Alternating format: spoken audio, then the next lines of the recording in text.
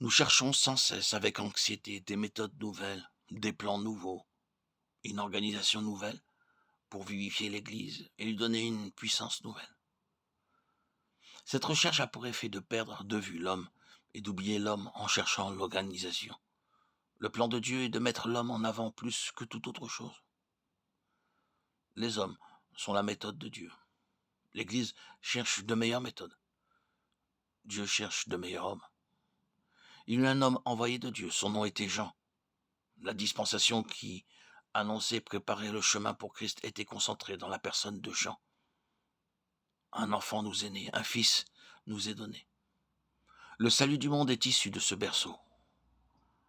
Quand Paul met l'accent sur le caractère personnel des hommes qui ont enraciné l'évangile dans le monde, il dévoile le secret de leur succès.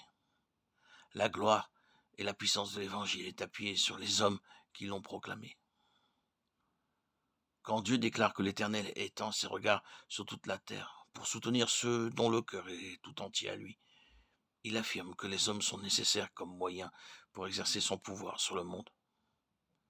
Cette vérité vivante et immédiate est souvent laissée de côté dans notre vie si matérielle. L'oublier est aussi terrible pour l'œuvre de Dieu que si le soleil cessait de briller à l'horizon. Les ténèbres, le désordre et la mort en seraient le résultat. L'Église n'a pas besoin de nouvelles ou de meilleures organisations ou méthodes, mais elle a besoin d'hommes dont le Saint-Esprit puisse se servir d'hommes de prière, puissants dans la prière. Le Saint-Esprit ne vient pas sur les organisations, mais sur les hommes. Ils n'ont pas les plans, mais les hommes de prière. Un célèbre écrivain a dit que certains défauts de caractère ont eu une plus grande part dans les révolutions du monde que les historiens, les philosophes ou les politiciens ne veulent l'admettre.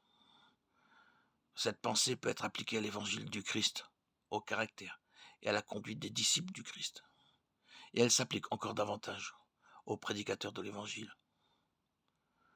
L'impression que produit l'évangile et son véritable succès sont entre les mains du prédicateur, où il fait saillir, où il mutile le message de Dieu. Le prédicateur est le canal d'or par lequel l'huile divine se répand. Ce canal doit être sans défaut et sans souillure, afin que cette huile puisse couler pure et sans entrave. C'est l'homme qui fait le prédicateur. Dieu doit faire l'homme.